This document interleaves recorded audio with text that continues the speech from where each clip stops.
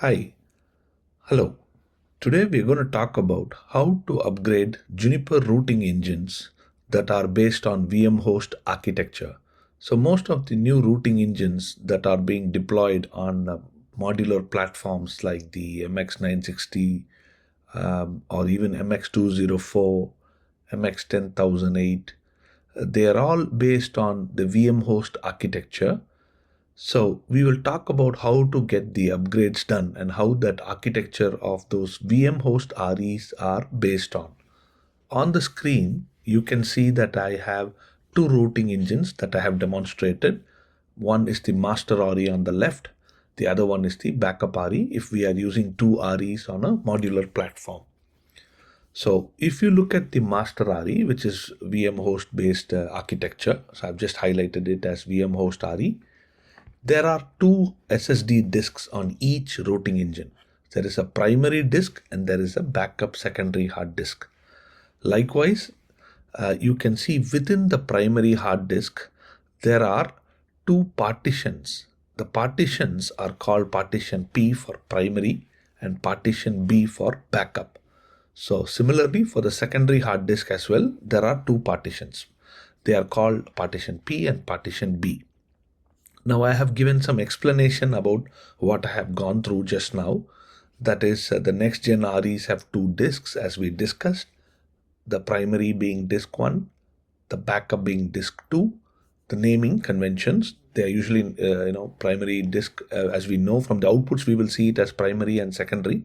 But when you want to reboot a routing engine through a particular disk, you can usually refer them as disk 1, disk 2. So by default, a routing engine, when it boots up, it always boots from the primary disk. That is how it normally happens. So as I was referencing, when you reboot an RE and if you want to boot it from the secondary disk, you can do this command, request VM host reboot disk 2. So whenever you are rebooting a VM host based routing engine, the recommended command is request VM host reboot, not the traditional request system reboot. That will also work. You can do request system reboot, but that is not a full reboot of the VM host itself. So when you want to reboot it through a particular disk, usually you have to reference the VM host reboot option followed by the disk that you want it to boot from. Now, as we were talking, within the primary disk, there are two partitions. So they are usually called as two sets of software images that are loaded. The system normally tries to boot from, let's say if the routing engine is booting from the primary disk, it always tries to boot from the partition P. And if there is a problem with partition P, it will try to boot from the other alternate partition within the same hard disk, which is the partition B. That's how it tries to boot up. Now, if there is a problem, let's say when the system is rebooting and it is not able to load from the primary partition within the disk, it will boot up from the backup partition within the disk. When this happens, after the system has booted up, you will end up seeing something like this here as I'm highlighting, VM host boot from alternate set. So what this is telling you is that it is booted up through a particular disk, not through the secondary disk, because if it boots up from the secondary disk, you will get a clear message saying VM host boot from alternate disk. Here it is not saying it's booted from alternate disk, it is saying it is booted from an alternate set. So it just gives you that additional flexibility to boot up from the same disk through an alternate partition. Now that is exactly the overview of the architecture of these VM host based routing engines. Now on the diagram, I've also highlighted a snapshot command. Now, what exactly happens with this snapshot command is whatever is there on the primary disk in terms of image, files, logs, configs, everything can be mirrored and replicated to the backup disk using this command, request VM host snapshot. This is something you will have to perform through a CLI execution. This does not happen automatically. What I mean by that is, in the past there were features called like mirror on flash disk that used to mirror whatever was on the flash of the routing engine to the hard disk. That concept does not apply to the new next generation routing engines. if you want to keep your disk's primary and the backup in sync, you will have to perform request vmhost snapshot. The recommendation is not to run this every day or very frequently, purely because it involves a lot of read writes on the backup disk. The recommendation is to run it once every few months, depending on the changes that really happens on your network. So just to keep in mind what snapshot does, and it is not automatic, you have to keep it in sync. The reason is if the primary disk fails for whatever reason, if the backup disk is not in sync with the primary through this vmhost snapshot command, we may end up having a situation where the secondary disk could be completely out of sync in terms of the operating system, the files, the configs, and the box may end up booting up with an outdated JUNOS and config. So that is the reason why snapshot plays an important role in ensuring that you're trying to keep at least the JUNOS version synchronized and the config synchronized between the primary and the backup. Now moving further, just to explain how you do upgrades on this architecture. So I've just written it as steps here. So first, as we discussed, the system boots from the primary partition, whatever is the image. So now if you decide that you're going to upgrade your routing engine, when you perform the CLI upgrade, so request system software add, what happens is, because the system has booted from the primary partition within the disk, the image that you're upgrading from step 2 gets loaded on the B partition. So after you boot, the RE SSD disk 1 now will only boot from the B partition and not the P partition, because that's the partition. The B partition is where the image is loaded, and the software is now pointing to load from the B partition. Now partition P will still be on the old code because only the B partition has been loaded with the new image. So the partition P is still on the old code. Also, to make a note here is, when you did the code upgrade through CLI, the backup disks are not at all installed with the image. So in the primary disk, as we discussed, the B partition is loaded with the new image, but the secondary disk won't even have anything to do with it. This upgrade only is focusing on the primary disk. So that's why what you will have to do is to ensure that even your alternate partition within the primary disk, in this case the P partition, to have that upgraded, you will have to perform one more CLI code upgrade command, another request vmhost software add. So this time what happens is, the image is now loaded onto the P partition, as I'm highlighting. So that means what really happens is, there are 2 reboots that you will have to do to get both your P and B partitions loaded with this new JUNOS operating system. So first, imagining a situation where the system has booted up and it is on the primary partition.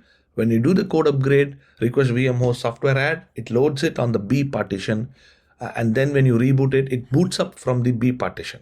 Now again, you do one more request vmhost software add. So this time the image is loaded on the P partition, and when you perform another reboot, now the primary disk will boot up again back from the P partition, and at this stage you will notice that both the partitions P and B have the new JUNOS operating system. That is exactly what these sequences are explaining. So you can see that partition P and primary is still on old code. To get this partition also upgraded to the same code as the one you saw in partition B, you do one more CLI code upgrade and reboot the RE. So there are 2 reboots involved in getting both the partitions on the same code. Once the codes are similar on the P and B from the primary partition, from the primary SSD point of view, so that is the primary disk now has the same code that you've upgraded both on P and B. At that point, if you do a snapshot, we know that snapshot is mirroring the contents and everything, right? So the secondary hard disk will now have the exact replica of whatever is on the primary disk, including the JUNOS. So secondary disk P and B will also become a having the same JUNOS and config files and everything. So this snapshot doesn't really need a reboot or anything. It's just a command that executes and mirrors and replicates the content. So for every upgrade that you do on a VM host based RE, we need to factor in that there are 2 reboots involved if you are going through the CLI code upgrade procedure. Now I have an example to share in terms of what we have discussed so far. So this is just a pictorial representation, hopefully, to just guide us through what exactly happens. So here you can see that I have the existing code that is on my primary and the backup disk, as you can see, 21.4. Now I want to upgrade to 22.4 JUNOS. So after I perform request VM host software add, so before I begin, the box has booted from the primary disk and it has booted from the partition P. At this stage, when I perform request VM host software add, the code is loaded onto the B partition, as you can see the color coded. Now then when I reboot my system, the box will boot up from the primary disk, but the B partition and the JUNOS, when I do show VM host version, will tell me it is 22.4. At this stage, I will do another code upgrade, request VM host software add. This time the 22.4 is loaded onto the P partition. And then I again reboot the box. Now when I reboot the box, the RE will load from the SSD disk, but the P partition. I will show you some examples on the outputs that I have to even further clarify this particular behavior. Eventually, you can see that now I have the same image on both the partitions and I perform a snapshot. At this stage, the contents are replicated and the secondary disk also has the same image. So this is exactly what happens in terms of the flow. Now just explaining a few details here. So regarding the snapshot, so if the state of the primary disk is good, which is what we know that once we've loaded the code and everything is fine, and you can replicate the contents to the backup disk, or even if you have a scenario where let's say your backup disk is corrupted, you can use the request VM host snapshot to recover the backup disk from the primary hard disk point of view. So there is a subtle difference.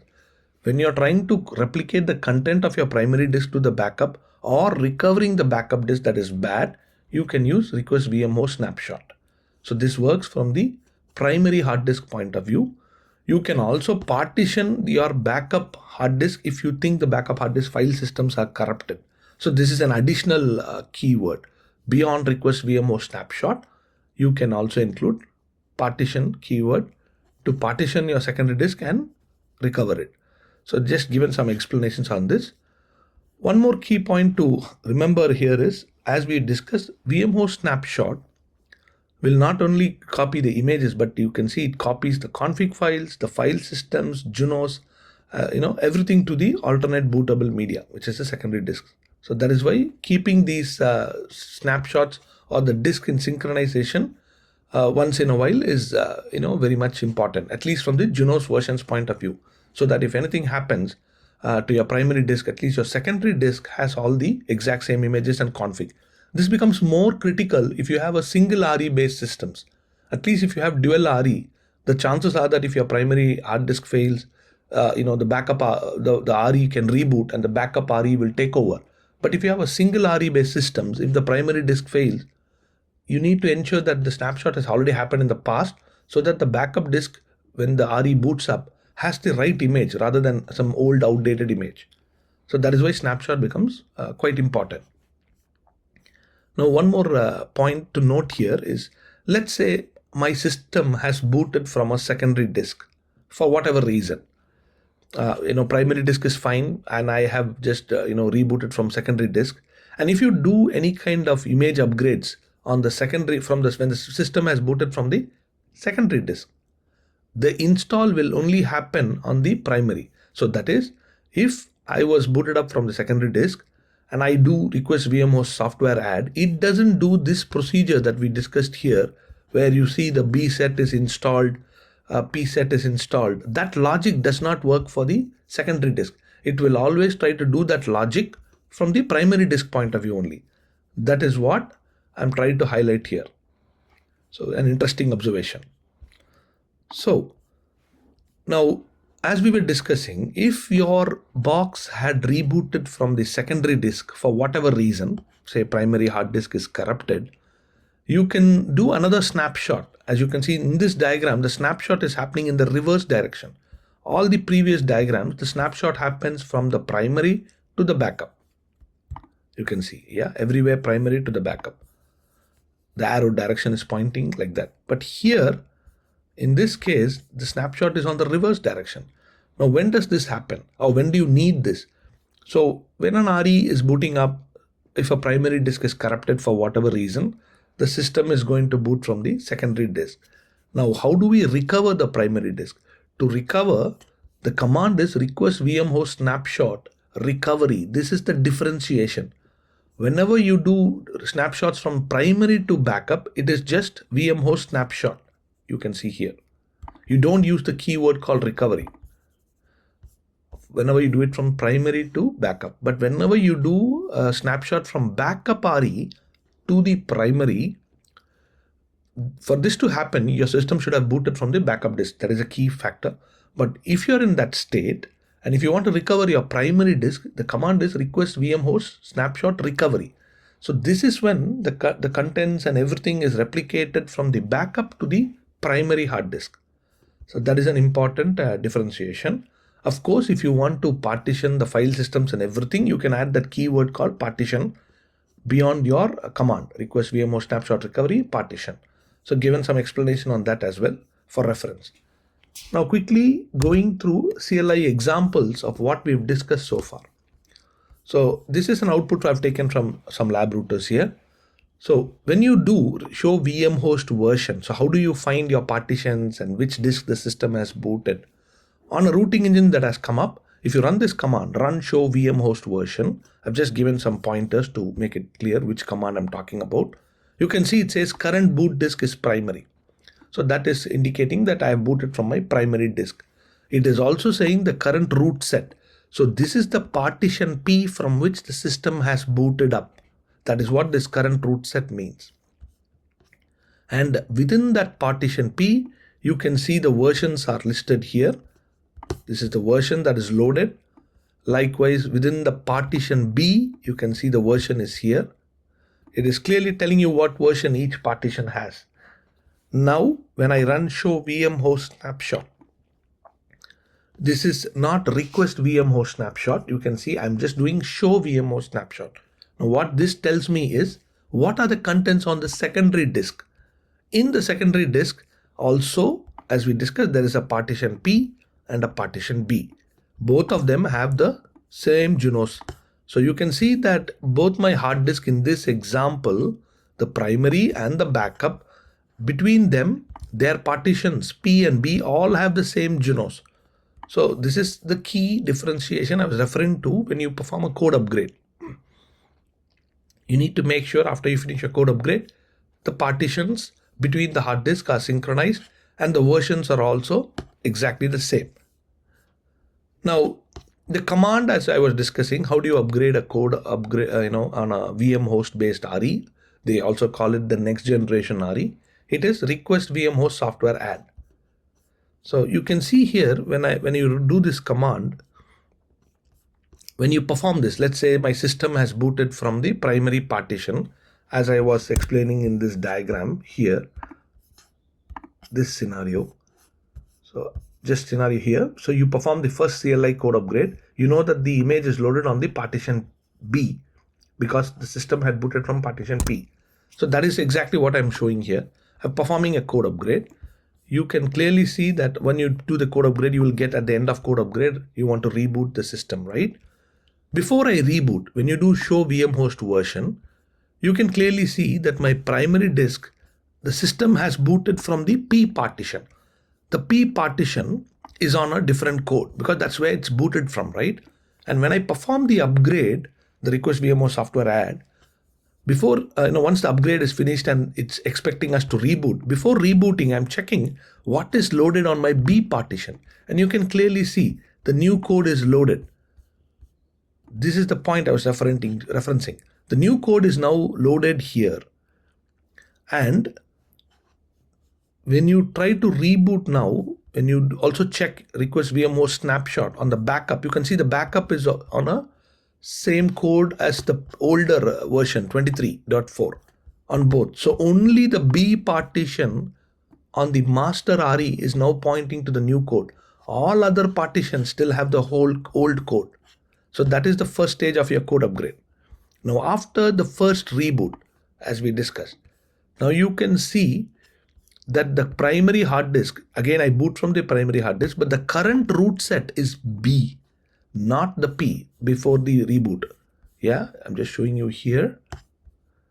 The current root set before the reboot was P, right? Now the box has loaded from,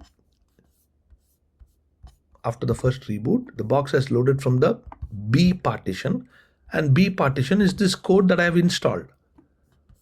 Now when you do show version, you can see it's very clearly pointing to this code that I had installed. So let's say for some reason you don't want to have this code, you've loaded it and you're not comfortable for whatever reason. How do I force my routing engine to boot from the other partition that it has? So the command is request vmhost software rollback. Now what this does is, instead of booting from this new code that I loaded on the B partition, I will go back to my P partition, the P for primary. So once you've done this request vmhost rollback, and when you perform a request vmhost reboot, you will see that it will again boot up. When I do show vmhost version, the current partition is set to P. So I've gone back to my 23.4 R2 code, even though the B partition still has this other code that I had loaded. And vmhost snapshot also has the older codes because I have not performed a snapshot between the two disks. That is what I'm highlighting here. Now, we were also talking in the examples on the diagrams, how do I force my routing engine to boot from the other disk? The command is request vmhost reboot disk 2. So once you reboot from disk 2, after system boots up, you will clearly see something like alternate disk, just to tell you that the system is booting from the alternate disk now. Now show vmhost version, when you do now, because the system is booted from the alternate disk, the show vmhost version will clearly tell you your current disk is your secondary and the versions that you have here. And when you do show vmhost snapshot to check what versions that is on a primary, this command show vmhost snapshot, even if you boot up from your secondary disk as the primary, the vmhost snapshot command will only work from the secondary disk point of view, irrespective of whether that is your active disk or not. So you will not be able to see what is the information that is on the primary disk through this command, show vmhost snapshot, because it's still working from the secondary disk point of view. Now, how do I recover? Let's say I want to fix the problem that I created by loading the image 21, right, on the other partition like this. So that is why a quick way of recovering is just reboot it from your disk 2. If your disk 2 has all the new images and everything, as you're seeing here, I've rebooted it through disk 2. And then I'm going to perform a snapshot recovery. That is what I'm performing here. You can see request vmhost snapshot recovery. Because my system has booted from secondary disk and I want to quickly mirror the content of the secondary disk to the primary so that I can overwrite that 21.4 image that I had loaded on the B partition of my primary. So as soon as I do it, now I try to reboot, my system, request vmhost reboot. When the system again comes back from the primary now, you can see that the versions are all back to 23.4 because, now they're all in sync. This is exactly what happens. So just some of the examples I've gone through.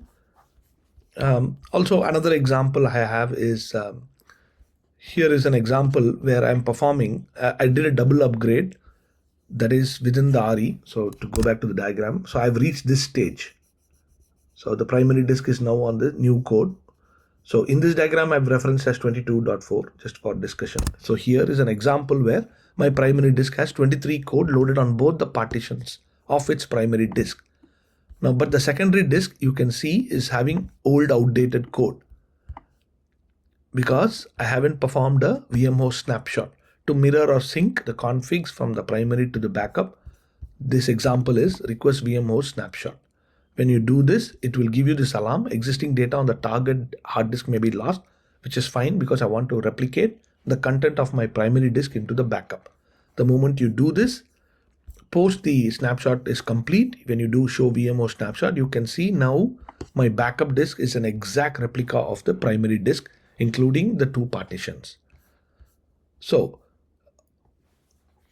when you have a modular RE, as I was telling, if I go back to the diagram,